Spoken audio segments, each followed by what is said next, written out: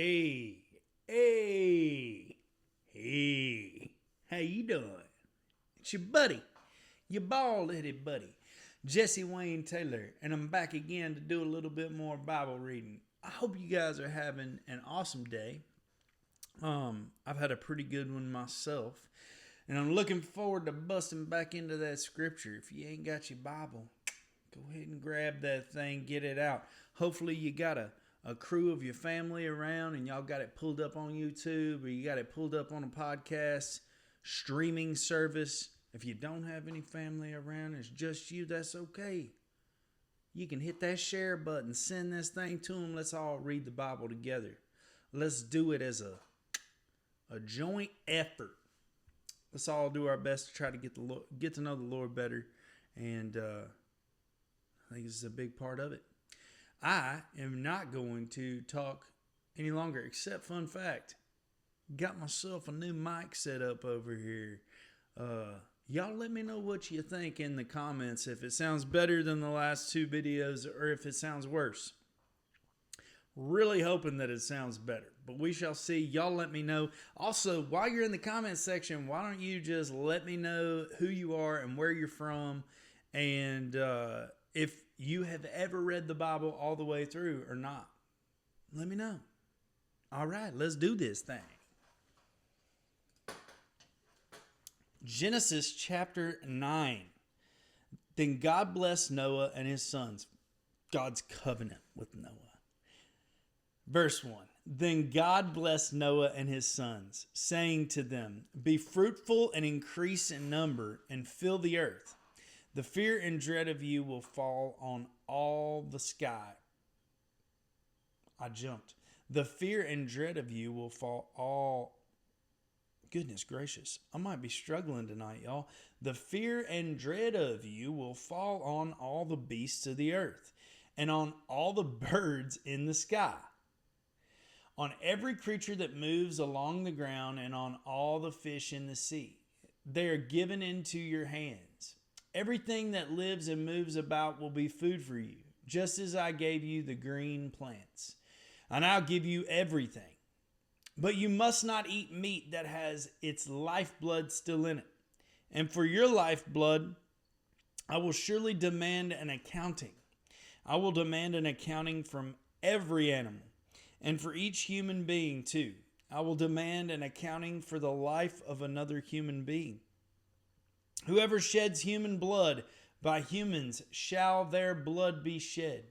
For in the image of God has God made mankind. As for you, be fruitful and increase in number, multiply on the earth and increase upon it.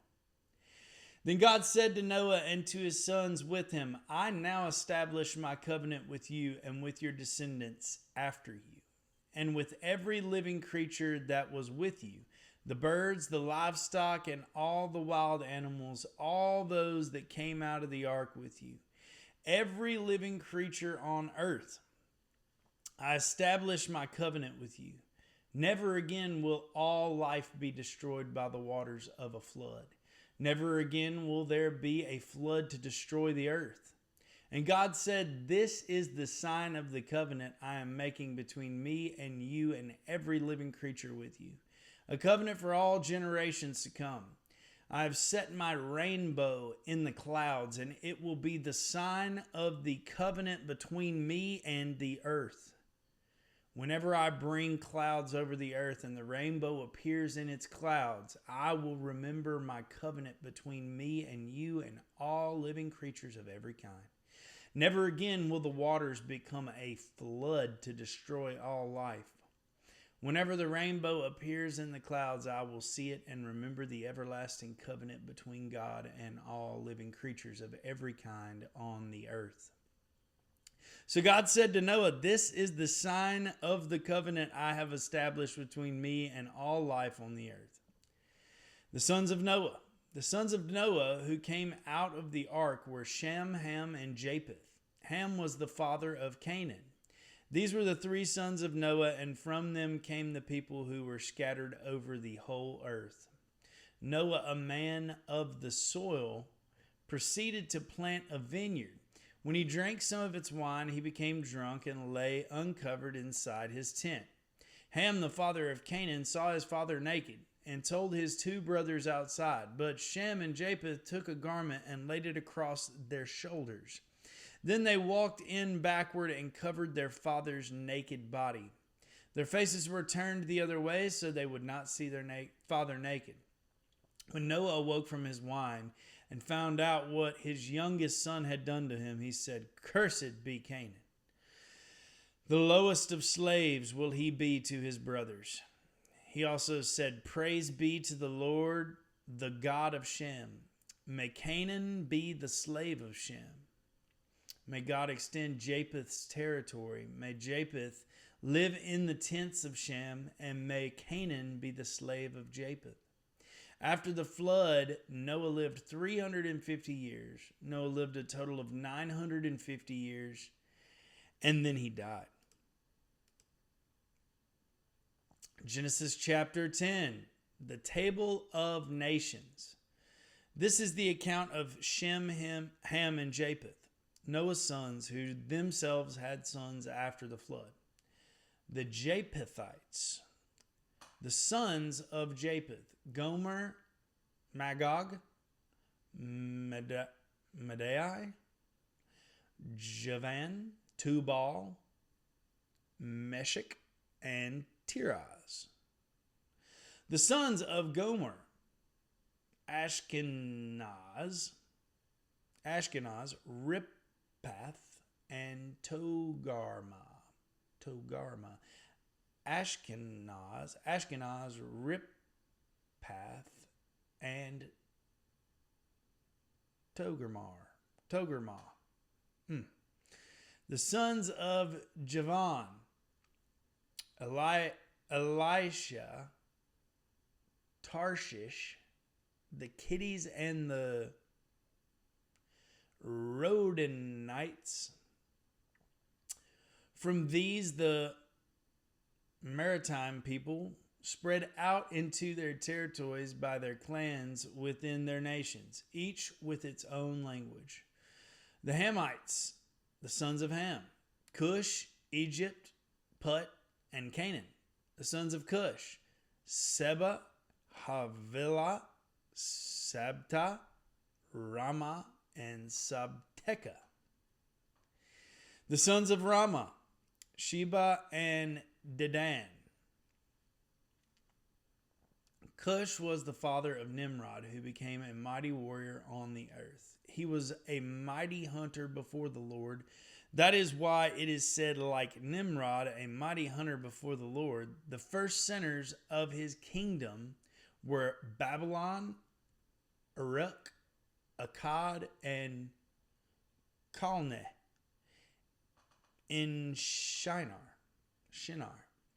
From that land he went to Assyria, where he built Nineveh, Rehoboth, Calah, and Rezin, which is between Nineveh and Calah, which is the great city. Egypt was the father of the Ludites, Anamites, Lahabites,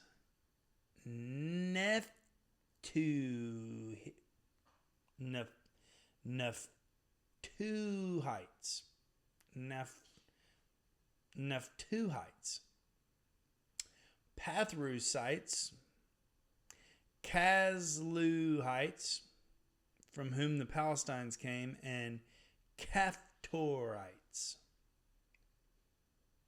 There's a good chance that I've said all of those wrong. Canaan was the father of Sidon, his firstborn, and of the Hittites. Dude, hold on. Pause for a second. Hold on. I went too far up.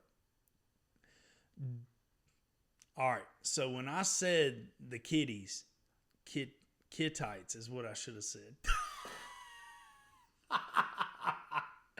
Wow. Okay. Thank you guys for still sticking with me and not just like bouncing out of here as soon as I said the Kitties. Kitties. I did not catch that T in between the ITES. All right, back down. Let's take back. Where did I stop? Where did I stop? Where did I stop? Where did I stop? Where did I stop? I've already gone past it. All right, so I might have gone past it. So let's just do this. Let's start back. Let's start back at verse 8. Cush was the father of Nimrod, who became a mighty warrior on earth. He was a mighty hunter before the Lord. That is why it is said, like Nimrod, a mighty hunter before the Lord. The first centers of his kingdom were Babylon, Uruk, Akkad, and Calneh in Shinar. From that land he went to Assyria, where he built Nineveh, Rehoboth, Calah, and Rezin, which is between Nineveh and Calah, which is the great city. Egypt was the father of the Ludites, Anamites, the Lahabites, Nephtuhites, the Pathrusites, the Casluhites, from whom the Philistines came, and the Caphtorites. Canaan was the father of Sidon, his firstborn, or Sidon, one or the other, and of the Hittites, Jebusites, Amorites, Girgashites, Hivites, Arkites, Sinites, Avrodites, Zemarites, and Hamathites. Later, the Canaanite clan scattered, and the borders of Canaan reached from Sidon towards Gerar as far as Gaza, and then toward Sodom, Gomorrah, Admah, and Zeboim, as far as Lasha. These are the sons of Ham by their clans and languages in their territories and nations. The Semites' sons were also born of Shem, whose older brother was Japheth. Shem was the ancestor of all the sons of Eber. The sons of Shem, Elam, Ashur, Arphaxad, Lud, and Aram. The sons of Aram, Uz, Hul, Gether, and Meshech. Arphaxad was the father of Shelah, and Shelah the father of Eber. Two sons were born of Eber. One was named Peleg, because in his time the earth was divided. His brother was named Joktan. Joktan was the father of Almodad, Sheleph, Hazarmaveth, Jerah, Hadoram, Uzal, Diklah, Obal, Abimel, Sheba, Ophir, Havilah, and Jobab. All these were sons of Joktan. The region where they lived stretched from Mesha towards Sephar in the eastern hill country. These are the sons of Shem by their clans and languages in their territories and nations. These are the clans of Noah's sons according to their lines of descent within their nations. From these, the nations spread out over the earth after the flood. That was... I hope you guys got some laughs out of that. That's all I got to say. I hope you guys enjoyed watching me try to pronounce all of those words. And if you know how to pronounce them all, don't hold it against me. Don't hold it against me. Maybe I'll get it one of these days. Genesis chapter 11, the Tower of Babel. Now the whole world had one language and a common speech. As people moved eastward, they found, my mouse is just going crazy today. I've got a little boy, and he took my mouse and threw it across the living room floor the other day, and now it is just completely not listening to anything I say. And it has a mind of its own. So forgive me. Hopefully that won't happen again. Now the whole world had one language and a common speech. As people moved eastward, they found a plain in Shinar and settled there. They said to each other, "Come, let's make bricks and bake them thoroughly." They used brick instead of stone and tar for mortar. Then they said, "Come, let us build ourselves a city with a tower that reaches to the heavens, so that we may make a name for ourselves. Otherwise, we will be scattered over the face of the whole earth." But the Lord came down to see the city and the tower the people were building. The Lord said, if as one people speaking the same language, they have begun to do this, then nothing they plan to do will be impossible for them. Come, let us go down and confuse their language, so they will not understand each other. So the Lord scattered them from there over all the earth, and they stopped building the city. That is why it is called Babel, because there the Lord confused the language of the whole world.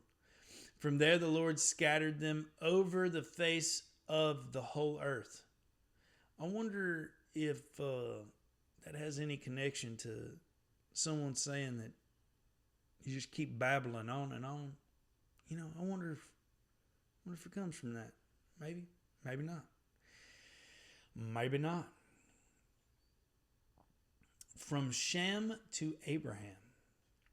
This is the account of Shem's family line. Probably some more names here. Here we go.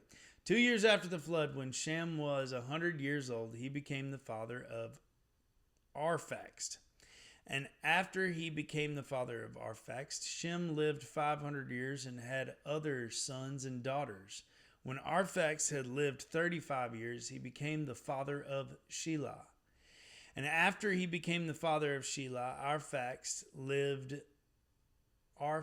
yeah, I guess that's how you would say it, lived 403 years and had other sons and daughters. When Shelah had lived 30 years, he became the father of Eber. And after he became the father of Eber, Shelah lived 403 years and had other sons and daughters. When Eber had lived 34 years, he became the father of Peleg. And after he became the father of Peleg, Eber lived 430 years and had other sons and daughters. When Peleg had lived 30 years, he became the father of Reu. And after he became the father of Reu, Peleg lived 209 years and had other sons and daughters. When Reu had lived 32 years, he became the father of Serug. And after he became the father of Serug, Reu lived 207 years and had other sons and daughters. When Serug had lived 30 years, he became the father of Nahor. And after he became the father of Nahor, Serug lived 200 years and had other sons and daughters. When Nahor lived 29 years, he became the father of Terah. And after he became the father of Terah, Nahor lived 119 years and had other sons and daughters. After Terah had lived 70 years, he became the father of Abram, Nahor, and Haran. Abram's family. This is the account of Terah's family line. Terah became the father of Abram, Nahor, and Haran. And Haran became the father of Lot. While his father Terah was still alive, Haran died in Ur of the Chaldeans, in the land of his birth. I still can't believe I said kitties earlier. Kittites. Goodness gracious. Abram and Nahor both married, and the name of Abram's wife was Sarai, and the name of Nahor's wife was Milcah. She was the daughter of Haran, the father of both Milcah and Iscah. Now, Sarai was childless because she was not able to conceive. Terah took his son Abram, his grandson Lot of Haran, and his daughter-in-law Sarah, the wife of his son Abram, and together they set out from Ur to the Chaldeans to go to Canaan. I feel like I'm saying that wrong. But when they came to Haran, they settled there. Terah lived 205 years, and he died in Haran.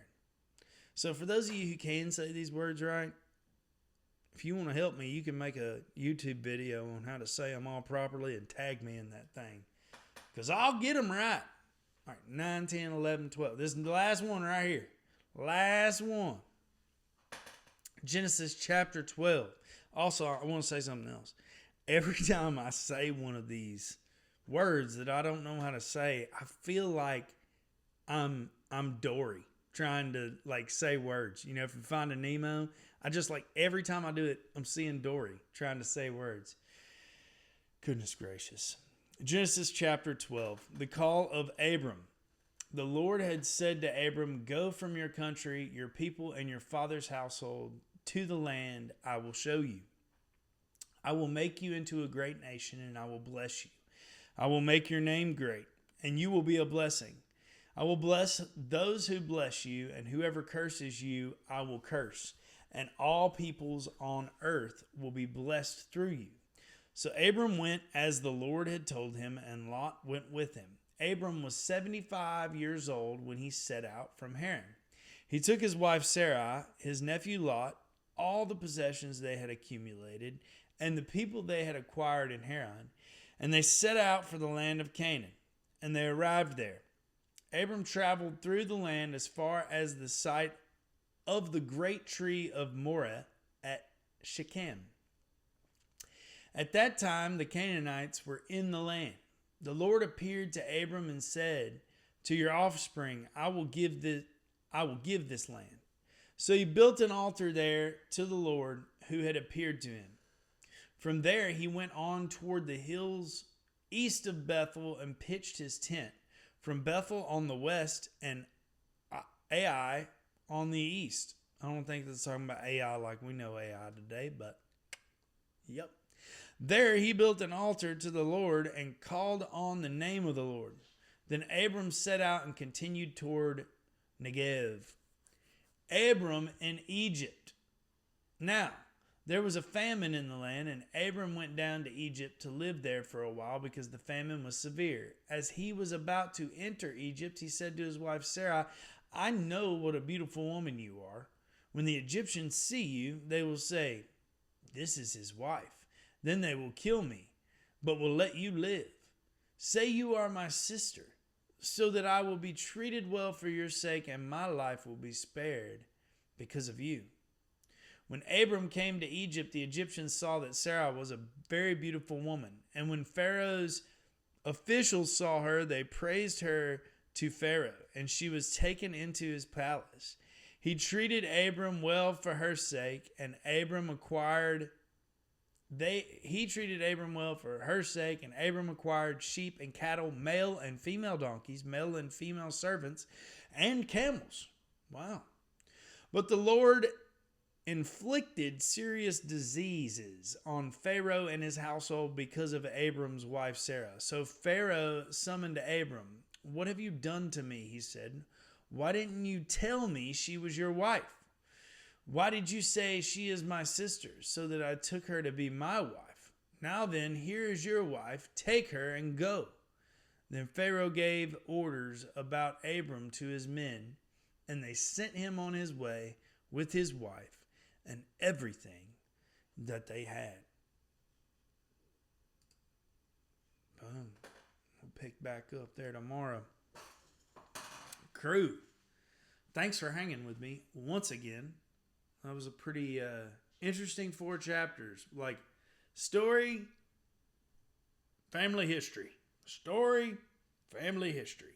And I ain't mad at the family history. Like, kind of gives me a really good idea of, like, how people got where they were as far as, like, the stories that I've grown up hearing in the Bible throughout my life. But I will say those chapters are not so fun to read through. They are a little bit more difficult to make it through, as you could see this evening. I had a really good time playing a song last night, And my wife was like, "Hey, you should play one every night." And I was like, "I don't know if I can do that many songs, like learn them all, but I don't know. We'll see what happens." And I might do them, I might not. But tonight, I am going to do one. Let's see how that thing goes. Hopefully this is still tuned. Because I don't know if I've played it since last night.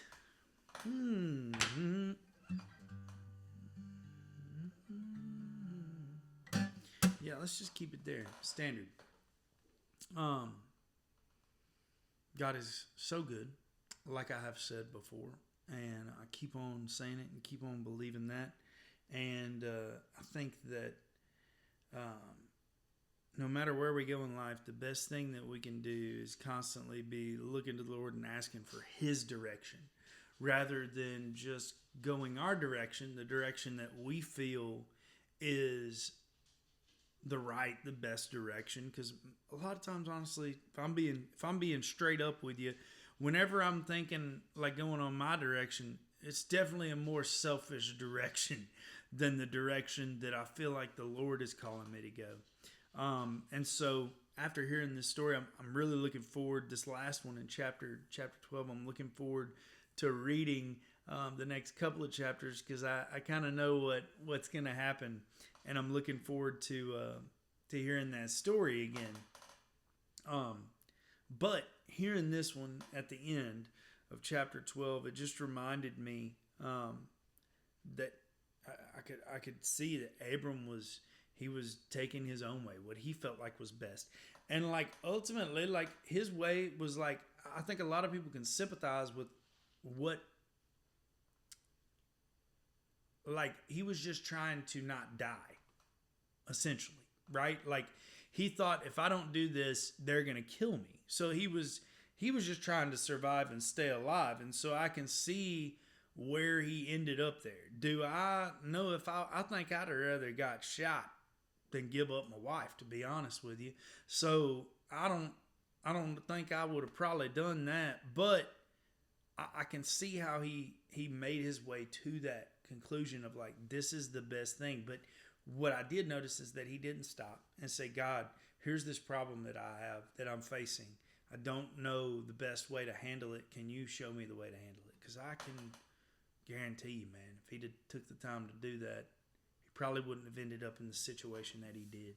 With that being said, let's sing this song and let's follow the Lord step by step every day. And not only follow him, but ask him where he wants us to go.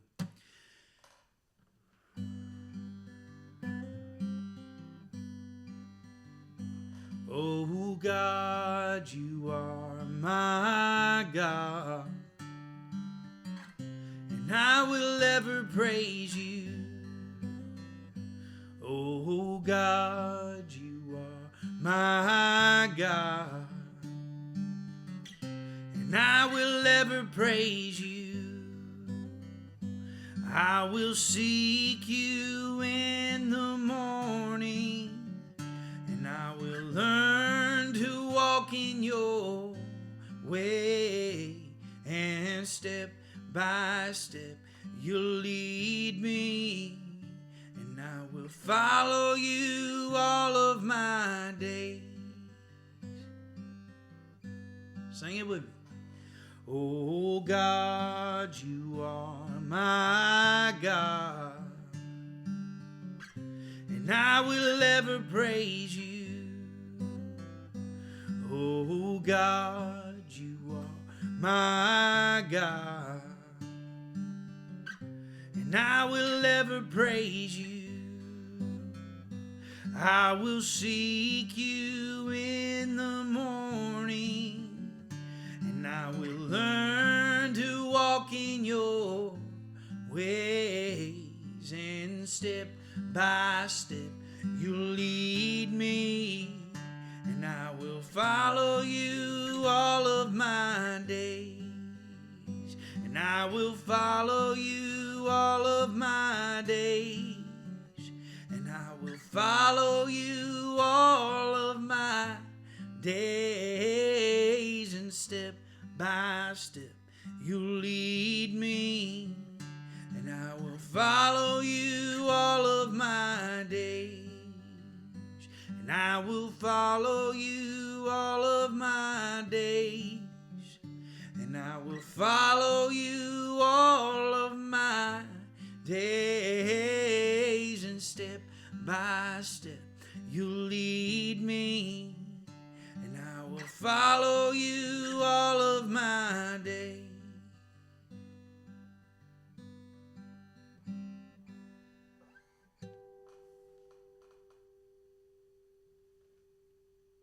God is so good. Step by step, He will lead us. And I'm going to follow Him all of my days. And I hate that I didn't for so long. I hope that you guys are getting ready to jump on that, I don't want to say bandwagon, more like holy chariot. Hope y'all wanting to hop on that thing too. Do me a favor. If you like what's going on this channel, give me a like. Give me a comment. Let me know who you are, where you're from. Subscribe to the channel. And please share this with all your family, all your friends. And let's try to get everybody on this Bible reading journey together.